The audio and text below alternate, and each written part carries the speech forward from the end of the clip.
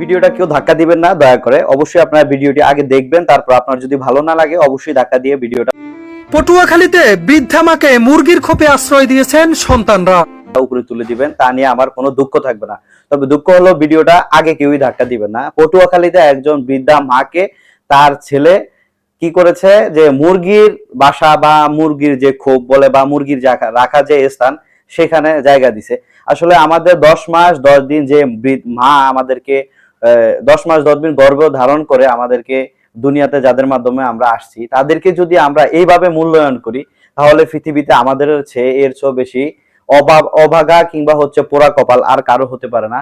কারণ আমরা মাদের মাধ্যমে এই দুনিয়া দেখেছি এবং হচ্ছে মায়েদের দুধ পান করে আমরা এত বড় হয়েছি। সেই মাদেরকে যদি আমরা মূল্যায়ন না করতে পারি তাহলে এই সন্তান আসলে দুনিয়ার ভিতরে কুলাঙ্গার সন্তান হিসাবে আমরা চিনতে পারি। আসলে এটা খুব দুঃখজনক ব্যাপার। এই বৃদ্ধ বয়সে, যার বয়স 100+ বয়স, সেই বয়সে তাকে মুরগির খোপের মধ্যে তারে রাখতে দিয়েছে। তো আসলে এই জিনিসটা দেখার পর আমার মনে হয় পৃথিবীতে যত মানুষ আছে সবার বুক কেঁপে ওঠার কথা। এই জন্য ভিডিওটা আপনাদের সাথে শেয়ার করলাম। আসলে আমরা যারা আমাদের এখনো দুনিয়াতে আমাদের বাবা মা বেঁচে আছে তাদেরকে আমরা সঠিকভাবে মূল্যায়ন করা উচিত। তারা ছোটবেলায় আমাদেরকে যেভাবে লালন পালন করেছে, আমরা বৃদ্ধ বয়সে তাদেরকে তার চেয়ে ভালোভাবে লালন পালন করা উচিত, তাদেরকে আদর যত্ন করা উচিত। আসলে আমরা এই জিনিসটা ভুলে যাই, হয়তো কোনো নারীর ভালোবাসায় আমরা এই জিনিসটা ভুলে যাই, না হয় অন্য কোনো ভাবে ভুলে যায়। আসলে আপনি যা খান আপনার বাবা মা আপনার কাছ থেকে তাই চায়, তার চেয়ে ভালো কিছু চায় না। কিন্তু আপনার ঘরের বউয়ের কিংবা কোনোভাবে কোনো কারণে আপনি আপনার মা বাবাকে বৃদ্ধাশ্রমে দিয়ে আসেন, আপনি আপনার মা বাবাকে কি করেন, এরকম ভাবে অযত্ন অবহেলা করে রাখেন। আসলে এইভাবে করলে কিন্তু উপরওয়ালা আপনাকে ক্ষমা করবে না।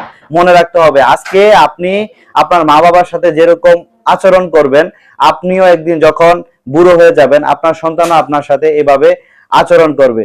আসলে এই জিনিসটা দেখে আমার না, শুধু আমার মনে হয় সবারই বুকে ব্যথা ধরে গেছে। আসলে কিভাবে সম্ভব, এটা আসলে কিভাবে সম্ভব?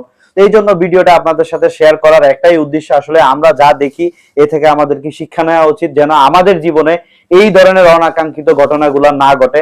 আশা করছি ভিডিওটি আপনাদের ভালো লাগবে। আপনাদের যদি ভিডিওটি ভালো লাগে অবশ্যই বেশি বেশি করে শেয়ার করে দিবেন, যেন ভিডিওটি অন্যরা দেখতে পারে এবং যে কুলাঙ্গার এই কাজটি করেছে তার জন্য আইনানুগ শাস্তি হয়, সেই ব্যবস্থাই যেন হয়। সেই জন্য ভিডিওটি সবার কাছে অনুরোধ হলো বেশি বেশি করে শেয়ার করে দিবেন।